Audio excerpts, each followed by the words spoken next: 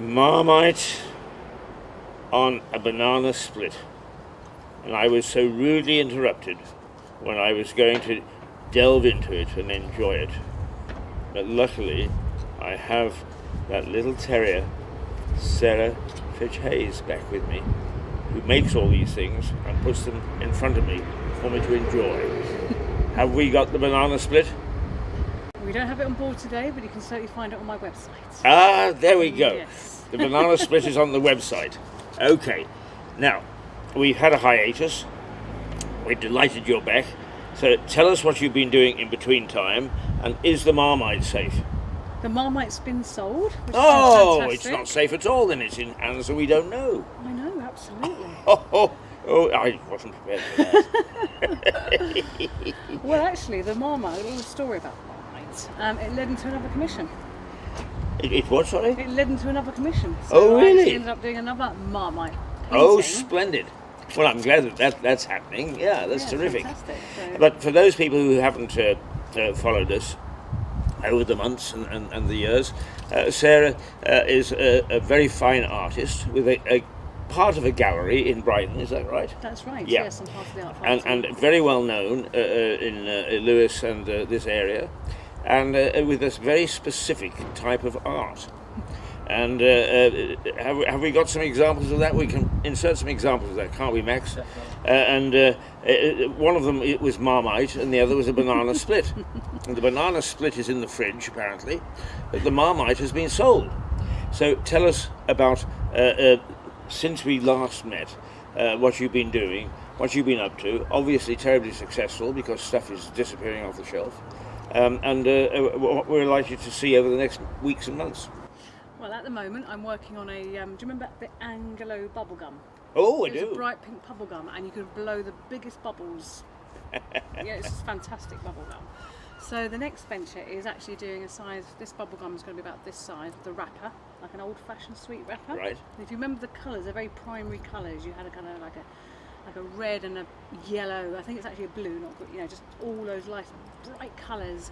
So that's going to be a nice oozing project to be focusing on. Right. And what I did on my Instagram page lately, I actually did a slow motion video of me blowing a bubble, and the bubble, I kid you not, came up. I put about 3 or 4 bubble gum pieces in my mouth, and the bubble was out here, the size of my face. I'm like, oh my gosh, is it going to get any bigger?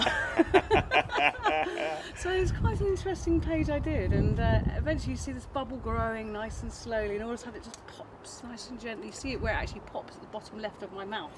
And it just descends and decreases and just goes right until it's absolutely flat on my face. And it's a slow motion, me just grabbing that bubble gum and just bringing it back into my mouth. Right. So do I understand from this that you're actually going to venture into moving art as well as still? This is what I do. I keep my audience and my fan base really entertained with my Instagram page. So it's not just about slapping paintings on there, putting prints on there. I'm just doing some animation videos, nothing too clever, just something that I'm learning, sort of trial and error. Right, So I'm learning this all by myself. I had a little intro guide from an art friend of mine, but I'm just continuing with that trend. Right. And I'm just doing these slight videos and reels on my Instagram page, and so that I'm just being Right. introduced. But in fact, you're really sort of branching into a slightly different type of art.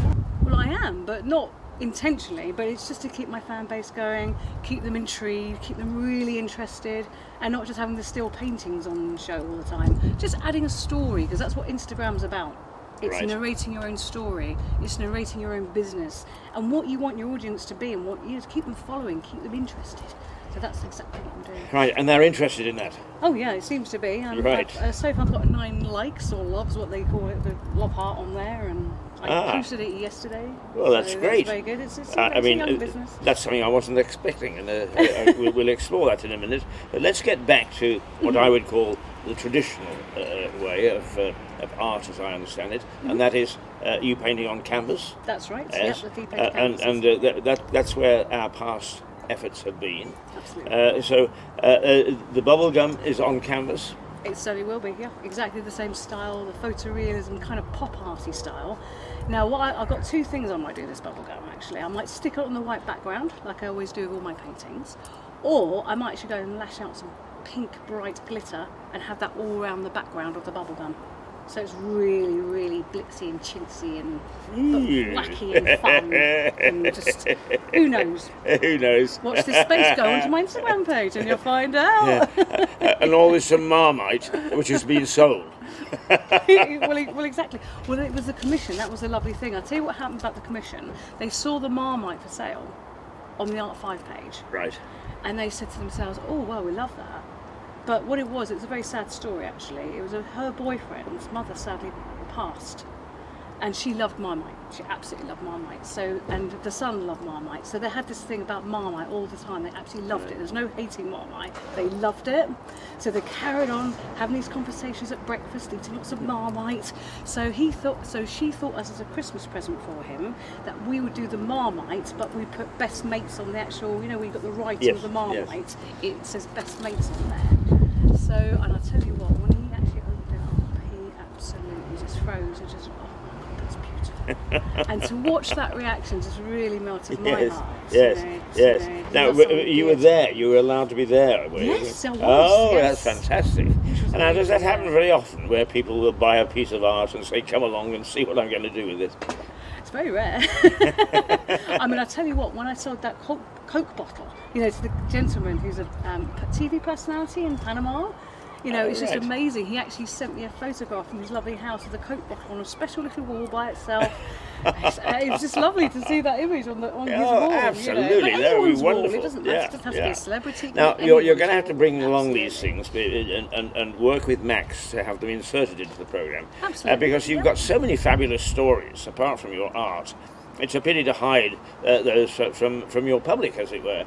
And while Instagram is all very well, this programme is the cream de la creme. Absolutely. And very exciting things you do. Now, we've talked about some of the things that you've done. Is there anything other than the bubblegum that is totally new? Totally new. I actually been working on my Instagram page as an online website. Right. So I've been working on prints, getting those, get postcards, doing more merchandise actually, right. And having all my sort of artwork printed on T-shirts, aprons, all different merchandise like stationery. And it's just nice to sort of just sit back and just chill out. I mean, I did do the Sussex Downs, as you know, with all the trees. Yes. That's another area that I'm thinking I'm going to just do a little side kick into later on in the year. Yeah. Just do a few more of those. I did mention to you, I think that there's one on water coming up That's right, sometime in yes, September. Have you explored that at all? I haven't as yet. I was going to do it on Monday, but unfortunately, just things just got hold of me, but I'm going to be doing it. It's on the list. I know what it's like when things get hold of you. Yeah. Absolutely. I mean, I'm just making sure we've got your nose to the grindstone here. We're not having any slacking. Because, this is, to be quite serious, your work is very popular. And it is somewhat unusual. I would say that to have a Coke bottle, no matter how beautifully done, it was the classic Coke bottle, wasn't it? Absolutely, that's the whole idea. It was the vintage. classic, yes. Wow, and to have that on a wall in Panama is no mean feat, and something that we would have to congratulate you on, for one thing. But it's that sort of thing that your particular public, your art public, appreciate. So we must make sure that there is a steady flow of this stuff. So if I sit here and I say, right, Sarah, let's think of 3 things that you're going to paint between now and, let's say, Christmas. What would they be? Okay, well, I've just finished another fab. I did a very large version of a fab, so I did one of those. What's a fab? The ones, it's sort of, it's a free sort of stage. So you've got the little thousands and like little long colourful pieces on the top of it. Yes, right. And the middle bit's red, and no white, I think. Right. And then the bottom bit's red. I should know, I paint these things. So anyway, that's the fab. So I did one in the summer. I did one about 6-7 weeks ago, just before the Fringe and everything. So I had that all ready, and I did, and I also painted the, the knobbly bobbly. Right. And you have to have lots of patience because it's this big, and it all contains lots of different little tiny coloured dots. So as you can imagine, that does take its toll. Indeed. It needs a lot of patience. Yeah. So I'm thinking, just for running up to Christmas, maybe you might do something like miniature ones. because the miniature ones sell quite well. Right. And the next thing I was thinking about was just focusing with the bubble gum and then doing some loose tree Sussex down paintings as well. Right. So keeping But there are no bottles of champagne or anything of that sort of They thing. could well be. Watch this space. I think yeah. maybe some more Coca-Cola bottles as well. And what I was actually going to do with the Coca-Cola bottles was to have 3 bottles on the canvas. Right. So you got one empty one, no, one full one. Then you got the one halfway drank, and then the one which is almost empty.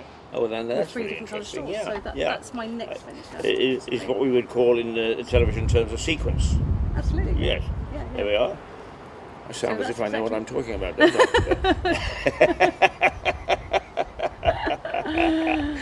Right, now let's recap a little, because you've got a space in a gallery in Brighton. That's right. That's Right, correct. remind us Right. about that. Okay, well, I'm associated with the Art 5 team, which are absolutely lovely guys, absolutely adorable. I've had the privilege to be with them for 3 years so far, and I'm continuing to develop the style and working with these guys, so that's going really, really well. And I'm actually exploring just to venture out to see if I can get my work more in prints and merchandise and have those sold as prints and have my work more published in that way. And I'm also currently going to see if I can just venture out into Cornwall, because that's where I studied at Falmouth. And I really want to, I've got a soft spot for Cornwall, you know, that's where I spent Yes. 4 years of my life.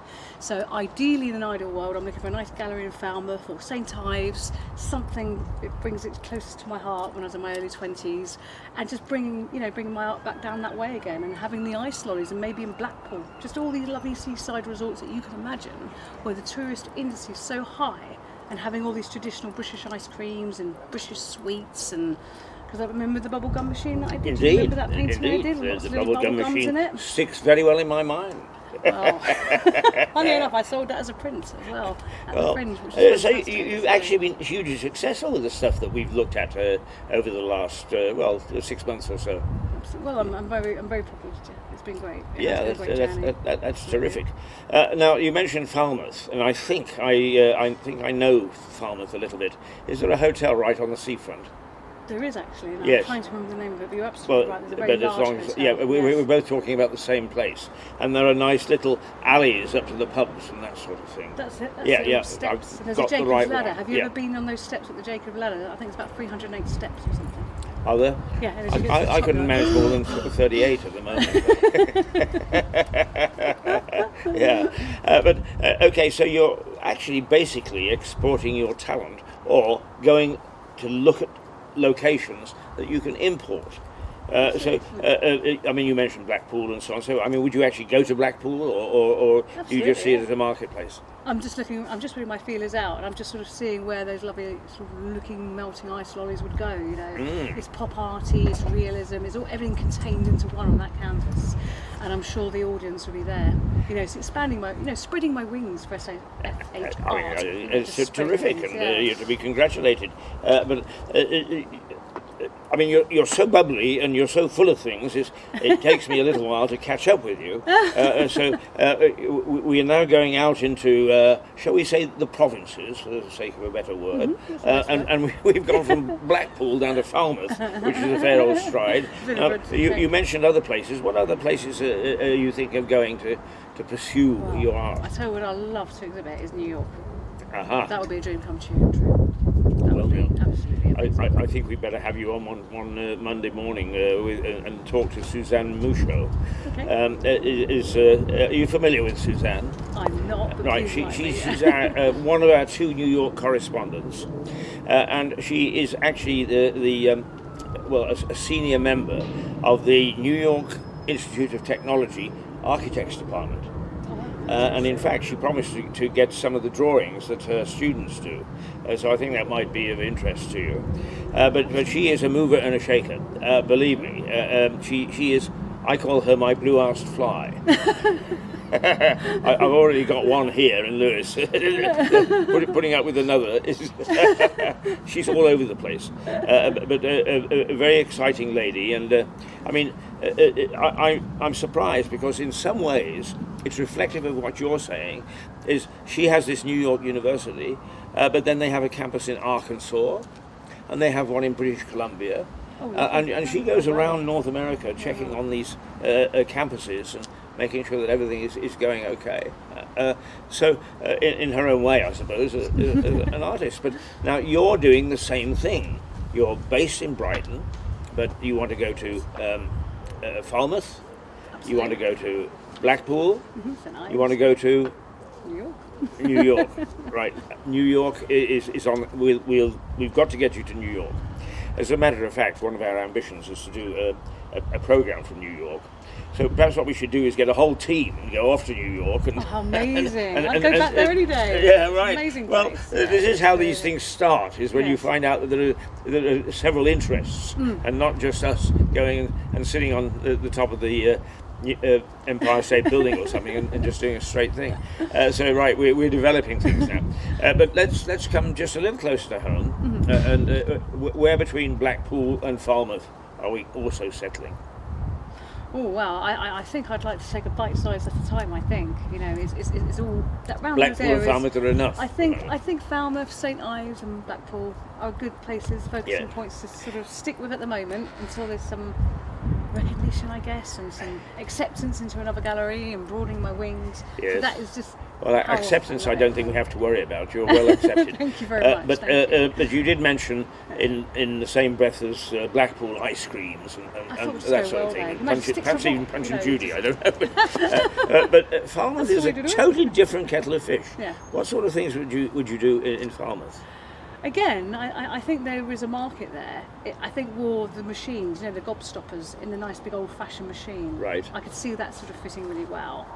Not, something a bit more with sophistication, maybe, perhaps. Just slight. Not saying that Blackpool's not sophisticated, because I'm not saying that at all. But I just think, Blackpool's where it's all like really loud and very sort of buzzing place, whereas Falmouth has a different. Very quiet and sedate, it's very quiet, it's very sedate. So it's just getting the right market for both places. Right. With the same style.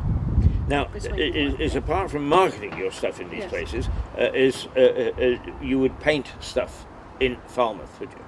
I was painting in Falmouth, absolutely. Right, now what would you paint? Oh, we did all sorts of things, really. Anything from editorial articles to magazines to being free, with your paintbrush, from life drawing, and just having themes as such. Right. So I remember the director of the course, he rang me up and we had to go and take a phone call. So each and every student went into his office and took a call, pretending, we're probably live artists doing commissions. Right. So my commission was to paint a lobster, and just like 4 different sea animals, basically, sea creatures. So what I did, I got the oil pastels out, because at the time that was my experimentation of style, and acrylics. So I used acrylics, lots of oil pastels, and got myself into it and did these 4 different, so I had the lobster and the sea crab, and I can't remember what it was now, but anyway, it was 4 different objects of the sea life. Yeah. Anyway, I submitted it, and I absolutely just loved it when I just saw their faces. They just went, oh, I love it. Oh, it's just a thing. Just every time, you get that bit where someone just shows their reaction. That's what makes your heart melt. That's what really does it for me. People loving, your work and appreciating your work. That's what really means a lot. Now, lobster, you're talking my language. If there's anything in this world that I love, it's lobster, oysters, and a little touch of champagne. Oh, I don't. I'm with you.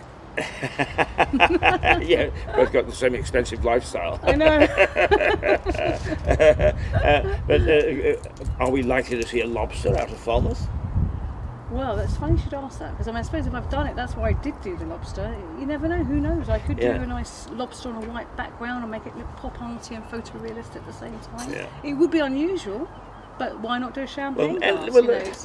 You do anything usual, so why are we excited when you say it's unusual? Everything you do is unusual. I can see Marmite on lobster, for God's sake.